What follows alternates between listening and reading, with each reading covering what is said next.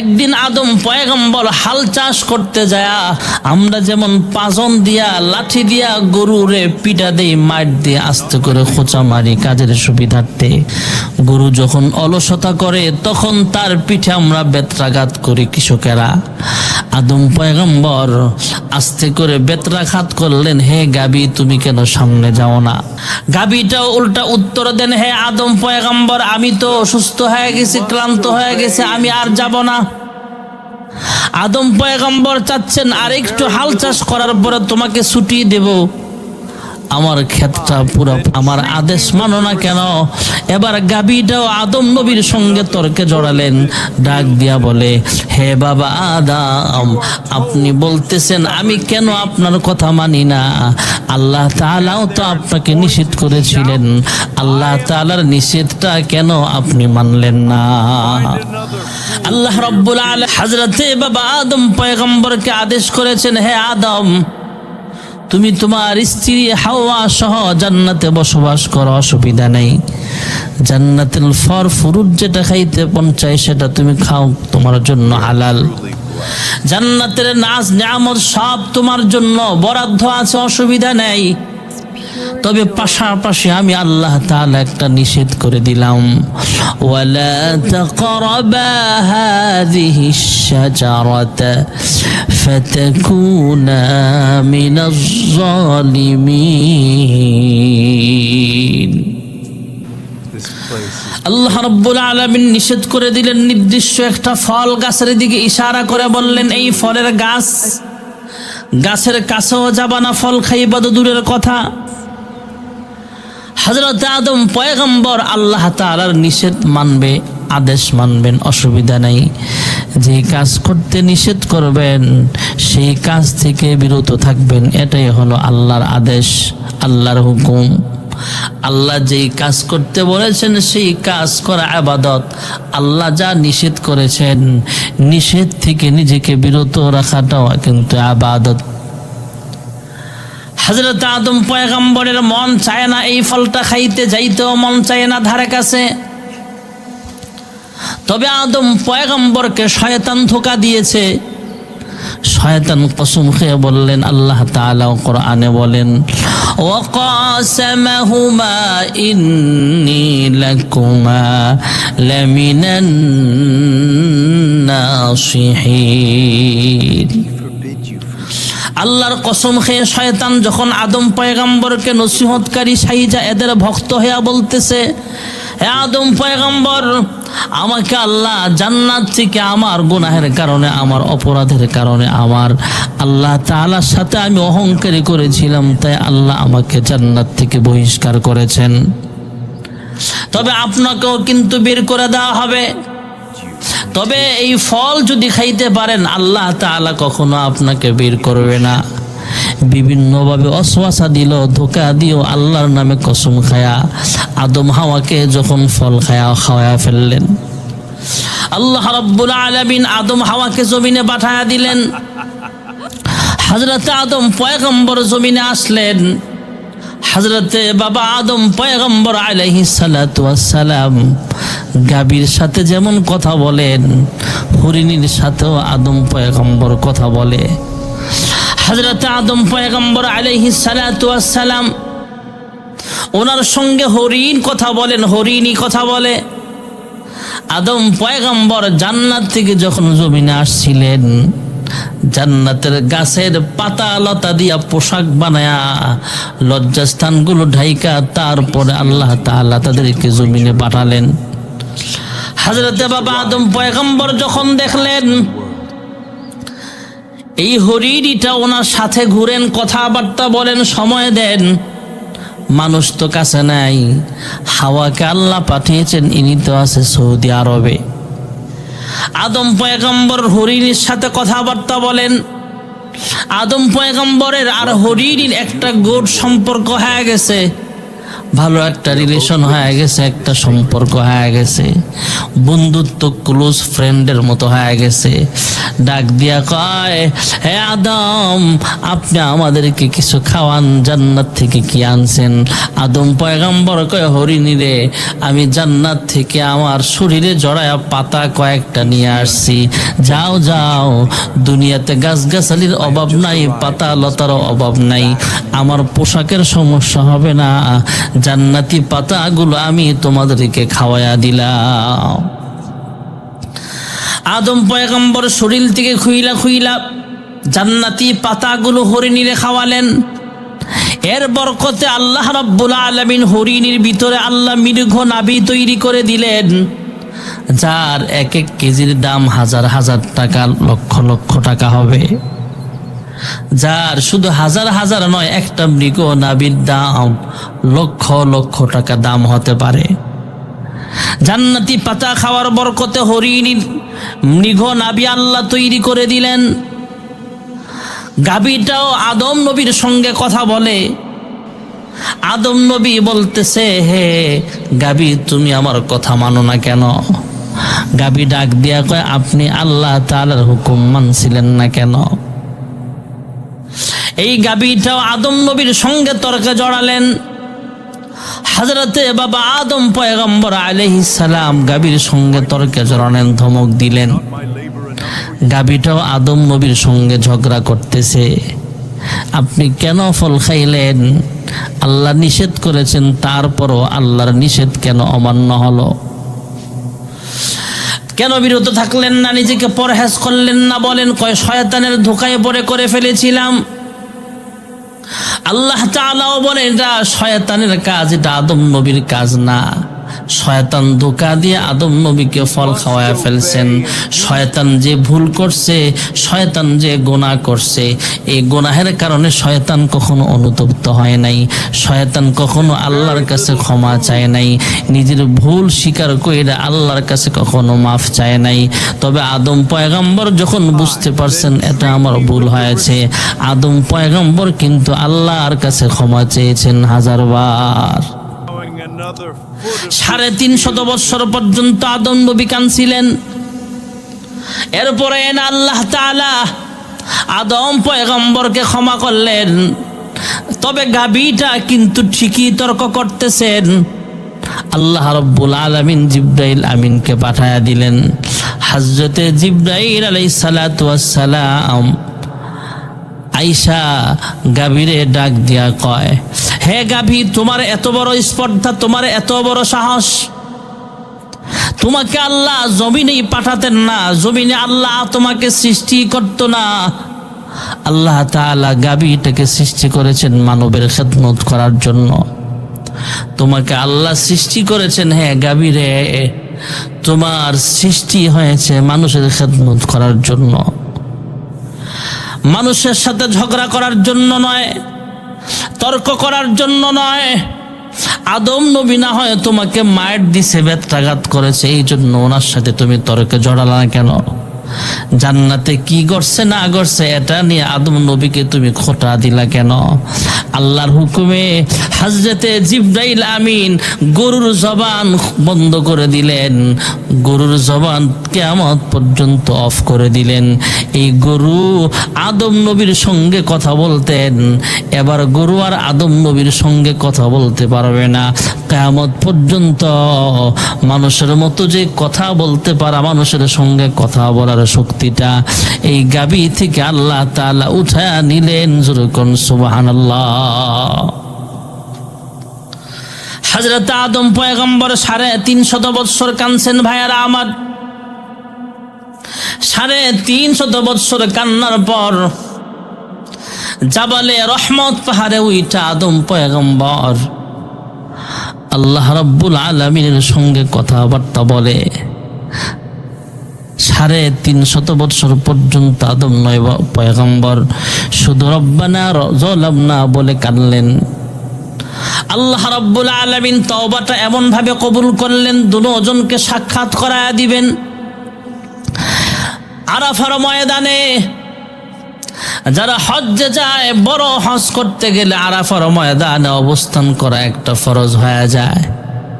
আরাফার ময়দানে হযরত আদম পয়গম্বর যখন জাবালে রহমত পাহাড়ে উঠলেন, একদিক থেকে আদম আর একদিক থেকে হাওয়াকে আল্লাহ তাআলা উঠায়া দিলেন।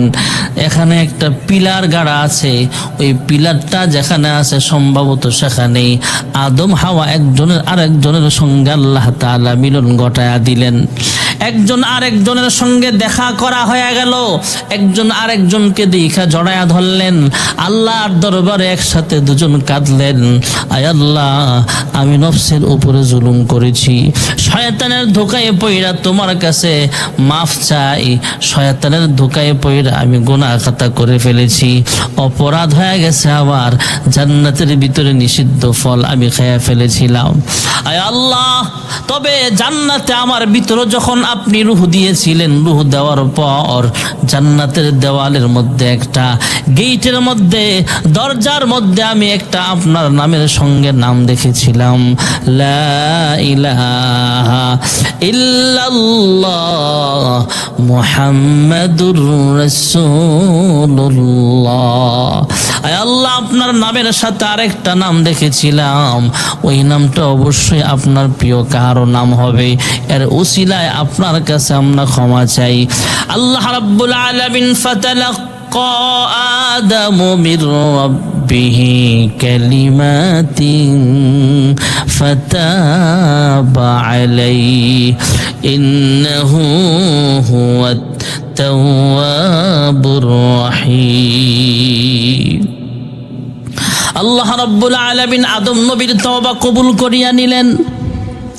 আদম আলাইহিস সালাতু ওয়াস সালাম সেদিন শুকরিয়া আদায় স্বরূপ 2 রাকাত নামাজ আদায় করেছিলেন। ওই সময়টা ছিল ফজরের ওয়াক্ত।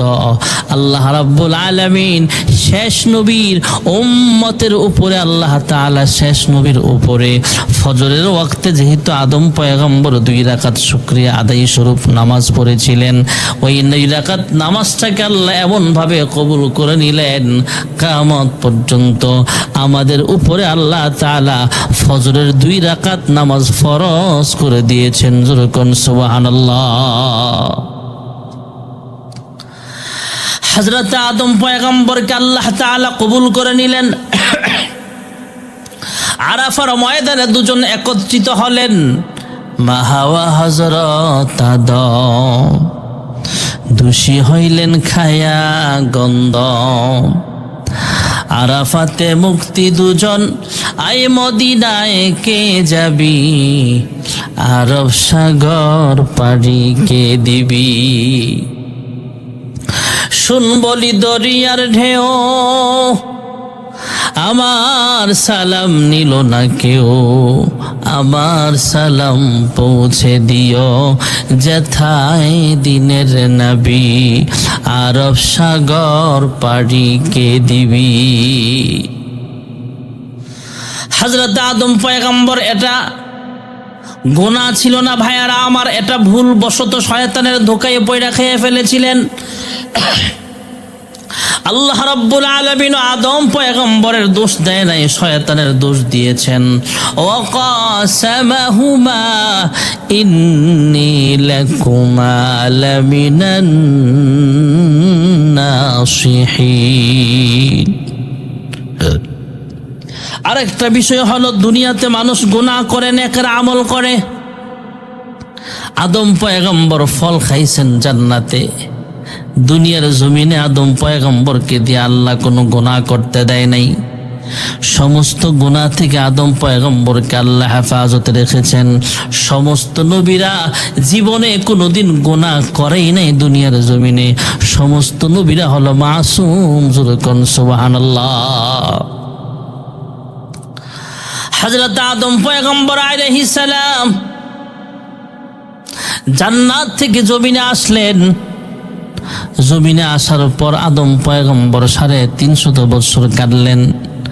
জাবালে রহমত এই মিলন মেলাটা আরাফার ময়দানে অবস্থান করাটা আল্লাহর কাছে পছন্দের হয়ে গেছে। কিয়ামত পর্যন্ত যত হাজী সাহেব হজ করতে যাবেন, এই হাজী সাহেবদের আরাফার ময়দানে অবস্থান করা আমার আল্লাহ তাআলা ফরজ করে দিয়েছেন। সংক্ষেপে বলছি ভাইয়ারা, আমার হজ্জের একটা নিয়ম আছে। কেউ যদি বাংলাদেশ থেকে সরাসরি হজ করতে যায়, হযরতে আদম পয়গম্বর আলাইহিস সালাতু ওয়াস সালাম যেখানে মিলন মেলাটা ঘটেছিল আমাদের আব্বা আম্মার শত শত বৎসর পরে দুনিয়ার জমিনে যেখানে আইসা দেখা হয়েছিল, আরাফার ময়দানে অবস্থান করাটাও আল্লাহর পছন্দের। আমরা যারা আরাফার ময়দানে অবস্থান করি, হজ্জের একটা ফরজ আদায় করতে হয়। হজ্জের প্রথম নম্বরের ফরজ ইহরাম বাঁধতে হবে। যদি আগে থেকে মক্কায় অবস্থান হয়, আগে উমরা করে থাকেন, তাহলে রুম থেকে বের হওয়ার সময় ইহরামের কাপড় পরতে হবে। যেখানে তিনি ঘুমাচ্ছেন, আরাম করছেন, যেখানে বসবাস করছেন, মক্কায় অবস্থান করছেন, সেখান থেকে বের হওয়ার সময় তিনি ইহরামের কাপড় পইরা 2 রাকাত সালাতুল ইহরামের নামাজ আদায় করিয়া তালবিয়া পড়বে, লাব্বাইক আল্লাহুম্মা লাব্বাইক লাব্বাইক লা শারীকা লাক লাব্বাইক ইন্নাল হামদা ওয়ান নি'মাতা লাকা ওয়াল মুলক লা শারীকা লাক। হযরত আদম পয়গম্বর আলাইহিস সালাম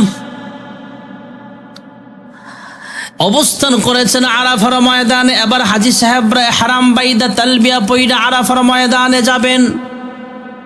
9 জিলহজ সেখানে যাবেন। সূর্য ডুবার আগে থেকে সূর্য ডুবা পর্যন্ত অপেক্ষা করবেন।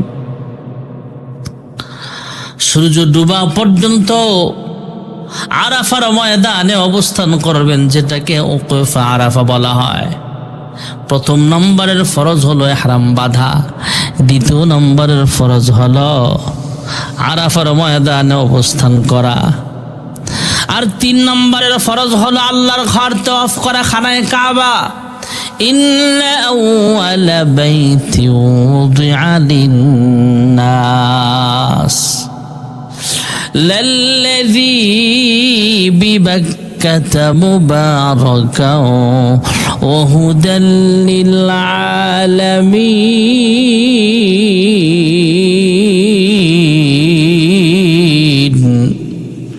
পৃথিবীর প্রথম ঘর খানায়ে কাবা বাইতুল্লাহ, এটা 7 বার চক্কর দেওয়া, এটা আরেকটা ফরজ। তাহলে হজ্জের মোট ফরজ হলো 3টা। 1 নম্বরের ফরজ হলো ইহরাম বাঁধা। 2 নম্বরের ফরজ হলো আরাফার ময়দানে 9 জিলহজ অবস্থান করা। আর 3 নম্বরের ফরজ হলো আল্লাহর ঘর খানায়ে কাবা তওয়াফ করা।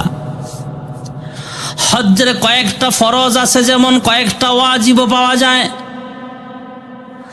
আরাফার ময়দান থেকে যখন সূর্য ডুবার পরে মিনা বাজারে চলে আসবেন, পরের দিন যায় বাইতুল্লাহ তওয়াফ করবেন। রাত্রেবেলায় মুজদালিফায় তওয়াফ করবে।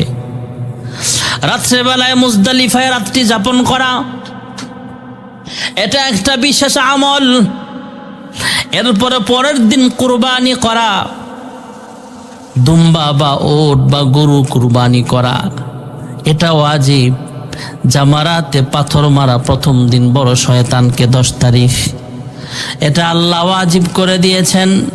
দ্বিতীয় দিন আবার 3 জামারাতে পাথর মারা, আবার তৃতীয় দিন আবার পাথর মারা, শয়তানকে পাথর নিক্ষেপ করা। কুরবানি করা ওয়াজিব, শয়তানকে কঙ্কর মারা ওয়াজিব, মাথা মুন্ডানো ওয়াজিব। কুরবানি হয়ে গেলে আবার মাথা মুন্ডাবে। আরেকটা ওয়াজিব হলো আরাফার ময়দানে অবস্থান করা তো ফরজ। মুজদালিফায় রাত্রি যাপন করতে হবে, এটাও আল্লাহ বিধান দিয়ে দিয়েছেন। মিনা বাজারে কুরবানি করা, এটাও বিধান করে দিয়েছেন। শয়তানকে কঙ্কর মারা, এটাও একটা বিধান, লঙ্ঘন করা যাবে না, ওয়াজিব করা হয়েছে।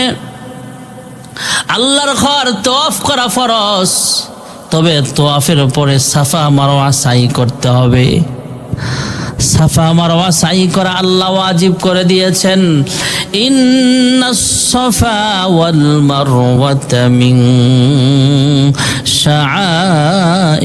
শাআইরিল্লাহ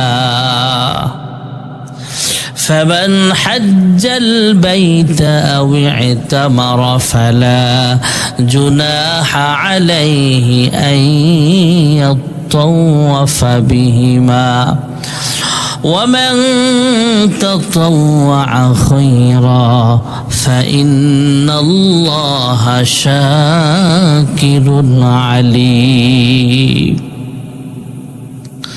সাফা মারওয়া সাই করা আল্লাহ ওয়াজিব করে দিয়েছেন ভাইয়ারা আমার। হজ মানে একটা পাগলামি। আল্লাহ তাআলার খোঁজে মানুষ বের হয়ে যায়। হজ্জের প্রথম কার্যক্রম আল্লাহ রাব্বুল আলামিন শুরু করেছেন আদম পয়গম্বরের মাধ্যমে। মা হাওয়া হযরত আদম দোষী হইলেন খায়া গন্ধ।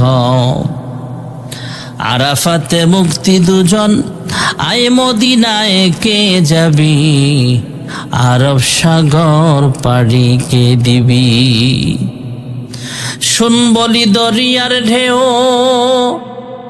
আমার সালাম নিল না কেউ।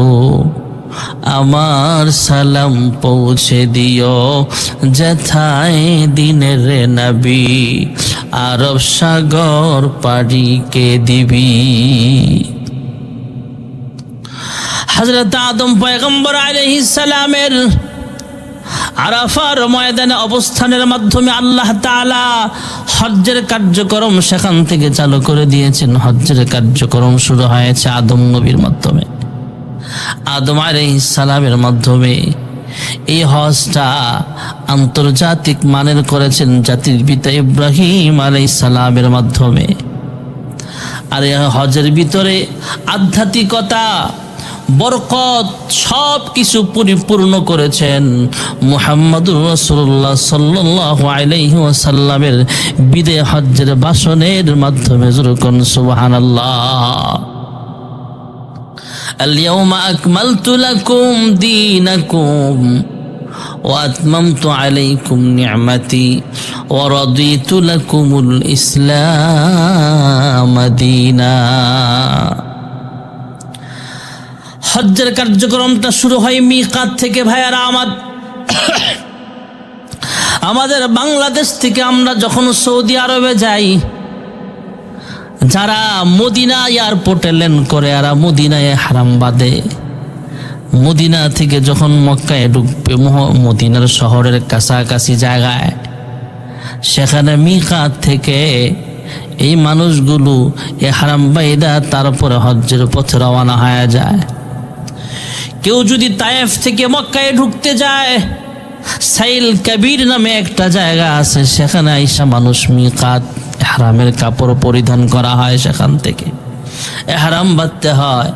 আর বাংলাদেশ থেকে যদি কেউ সৌদি আরবের মদিনা এয়ারপোর্টে না যায়, কেউ যদি মক্কার পাশে জেদ্দা এয়ারপোর্টে ল্যান্ড করে, জেদ্দা থেকে যখন মক্কায় ঢুকবে, মক্কায় ঢুকার আগে, জেদ্দায় ঢুকার আগেই আমরা যখন বিমানে যাই, ইয়ালামলাম নাম একটা জায়গা আছে, পাহাড় আছে, এলাকা আছে, মিকাত আছে। আমরা বিমানে জেদ্দায় নামবার আরো কিছুক্ষণ আগেই হাজী সাহেবদেরকে ঘোষণা করে দেওয়া হয়, হে সম্মানিত হাজী সাহেবগণ, যারা ইহরাম বাঁধবেন বেঁধে ফেলেন, কিছুক্ষণের ভিতরে আমরা ইয়ালামলাম অতিক্রম করতেছি মিকাত। তালবিয়া পাঠ করে হাজী সাহেবরা যখন ইহরাম বাঁধিয়া ফেলেন, ইহরামের নিয়ত করে ফেলেন, লব্বাইক আল্লাহুম্মা লব্বাইক বলে ফেলেন, লব্বাইক আল্লাহুম্মা লব্বাইক, লব্বাইক লা শারীকা লাক লব্বাইক, ইন্নাল হামদা ওয়ান নি'মাতা লাকা ওয়াল মুলক লা শারীকা লাক।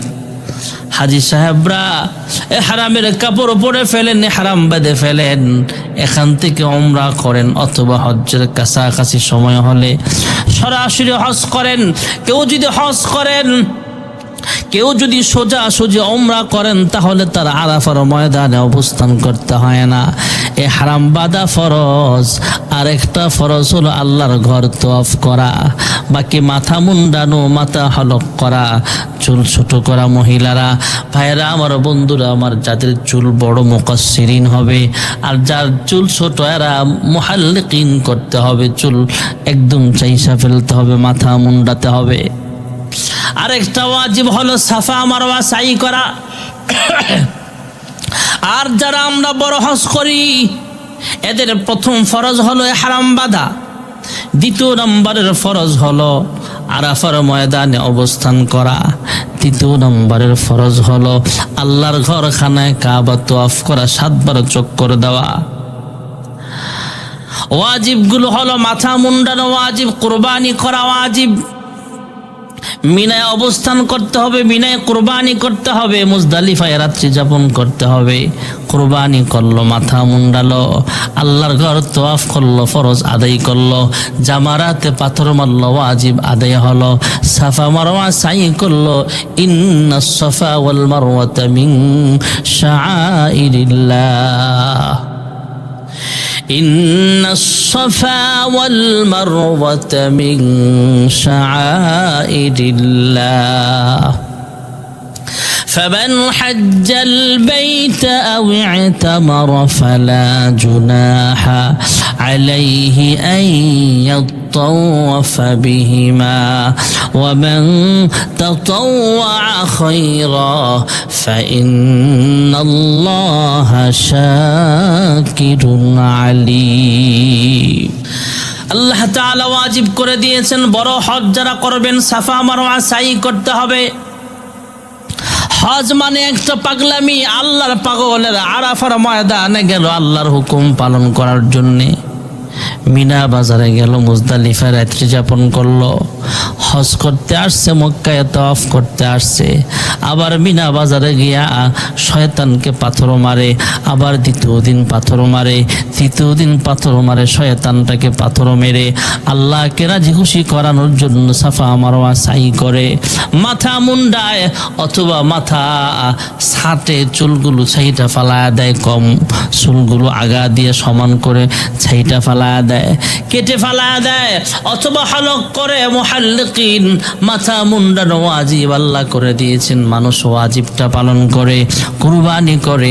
হজ্জের কার্যক্রম সব শেষ হওয়ার পরে ভাইয়েরা আমার, হজ্জের কার্যক্রম সব শেষ হওয়ার পরে আদম পয়গম্বর চিন্তা করছেন, আদম পয়গম্বর যে আল্লাহ তাআলা ফরজ করে দিয়েছিলেন, আদম পয়গম্বর আরাফার ময়দানে অবস্থান করেছিলেন, এটা আল্লাহ পছন্দ করেছেন। আদম পয়গম্বরকে আল্লাহ ক্ষমাও করে দিয়েছিলেন। আদম পয়গম্বরের আরাফার ময়দানের অবস্থানটা যেমন আল্লাহর কাছে প্রিয়, আল্লাহর ঘরখানায় কাবা তওয়াফ করাটাও আল্লাহর কাছে প্রিয়।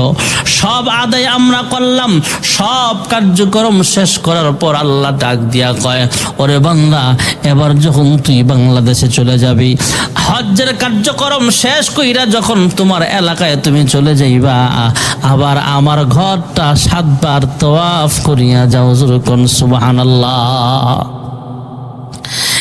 যেটাকে বিদায়ে তওয়াফ বলা হয় ভাইয়ারা আমার। এই হজ্জের কথাটা আমি বললাম, হজ্জের কার্যক্রম আদম পয়গম্বর থেকে আল্লাহ শুরু করেছেন। আদম পয়গম্বর গাভীর সাথে কথা বলতেন, গাভীর সাথে অযোগ্য হলো হরিণীর সঙ্গে কথা বলতেন। আদম পয়গম্বর দুনিয়াতে আল্লাহ পাঠালেন। আদম পয়গম্বরকে আল্লাহ তাআলা যখন ক্ষমা ঘোষণা করে দিলেন, আদম পয়গম্বরকে আল্লাহ তাআলা এটাও জানায় দিলেন, হে আদম, তুমি যেমন নিজের অপরাধ বুঝে, নিজের ভুল বুঝতে পেরে আমি আল্লাহর কাছে তওবা করেছ, তোমার কোনো সন্তানেরাও যখন নাফরমান হয়ে যেতে পারে, শয়তানের ধোকায় পড়িয়া শয়তানের কুপ্রবঞ্চনায় পইড়া তোমার কোনো সন্তান যখন অপরাধী হয়ে যাবে আর আমি আল্লাহর কাছে যখন তওবা করবে, রব্বানা যালামনা আনফুসানা ওয়া ইল্লাম তাগফির লানা ওয়া তারহামনা লানাকুনান্না মিনাল খাসিরিন। আয় আল্লাহ, আমি আমার নফসের উপরে জুলুম করেছি। আয় আল্লাহ, তুমি ছাড়া আমার মাফ করানোওয়ালা আর কেউ নাই। আয় আল্লাহ, তুমি আমার মাফ করিয়া দাও। তুমি ছাড়া কারি কাছে আমরা করি বড় ধন, তুমি বিনে কে বুঝিবে মনেরই বেদন।